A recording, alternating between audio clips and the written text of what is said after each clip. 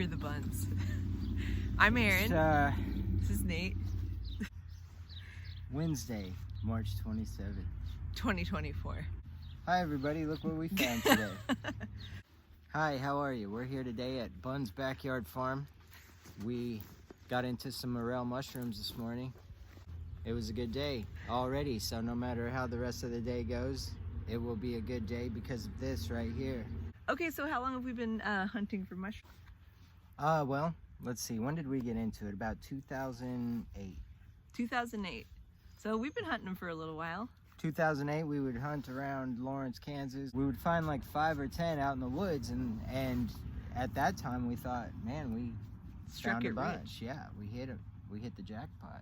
But then we've had a couple of once in a lifetime experiences out in the woods finding mushrooms, and one of those things where you see a couple and you bend down to pick them, and then you realize you're surrounded by morels everywhere.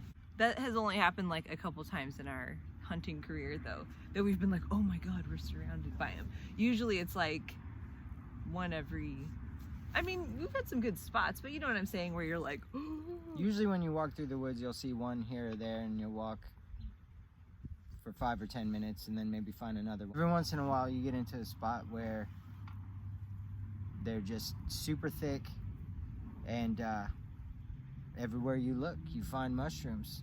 And that's what happened to us this morning when we went out. We found a nice big bag of mushrooms.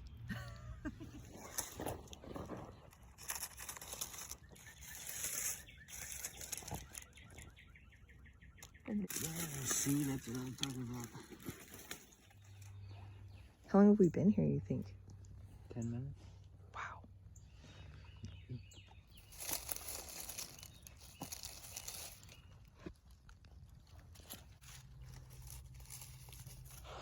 Right here where we just at. I just stepped over these. Hey, man. Oh, look right there. Yep. Right below my foot.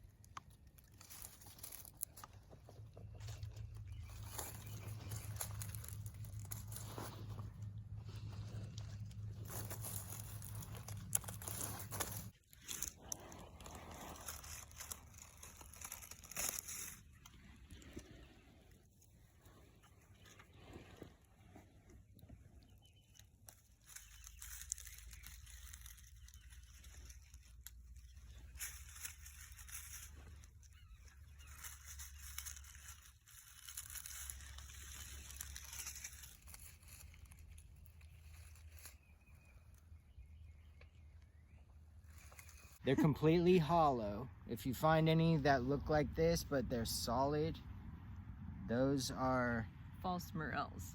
stay away from those, because those will give you the Hershey highways. Those will give you explosive diarrhea.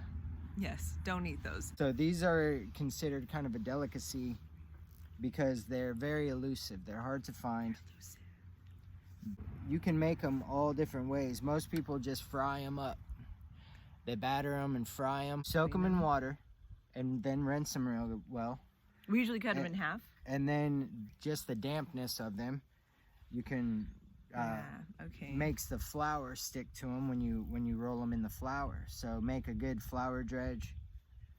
Just roll them in the flour and put them right in the oil in a saute pan. And with these tinier guys, yep, you keep them whole and saute them. Delicious. Keeping them tiny and just sauteing them. Pop. We like to put them in eggs. We like to put them on pizza and pasta with rice, sauteed with everything. Sauteed with greens, which you can also buy from our farm. You can't buy these from our farm. These are for us. If you want to cook them exactly like you would a button mushroom, and you know. Yeah, you can cook them exactly like a button mushroom. Yeah, so if you find some, don't just limit yourself to frying them. If you are someone who's always hunted them and you've always fried them, give them a chance, because if you like the flavor, just saute them in butter, olive oil, whatever. If we want to get real crazy, we'll saute these up, make a really good, add some cream to them and some butter, make a real good cream sauce out of them, and then put that over some pasta or even some gnocchi. When I worked in a restaurant, they would chop them up kind of fine and put them in with different rices and stuff like that. Typically each year, how we know that it's time that mushrooms might be popping up, here are the signs. It's in the spring and it's first starting to warm up. That's always something we're looking for. Asparagus starts popping up at the same time usually, because the ground temperature reaches the correct temperature for everything to start coming to life and flowering. The red buds bloom and the trees start budding out. You'll see daffodils and the phlox. The phlox will start blooming. Yeah. He's using this purified water that we already had from like months ago to soak the mushrooms in, because we also are going to make a slurry out of the water that they soak in. And if you use chlorinated water, it can kill the spores.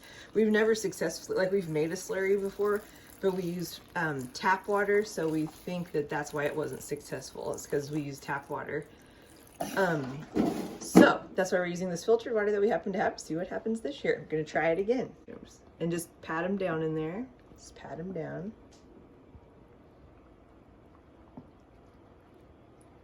Give them a little zhuzh. And then we'll just stick them in the fridge after this and keep them in there until we're ready to use them, which tonight we're gonna process. It must have been in a little cluster. Tonight we're going to process these, so we'll just let them sit in the fridge until we're ready to process them. Thanks for watching our video on mushrooms. Had a good day today. Today was a good day.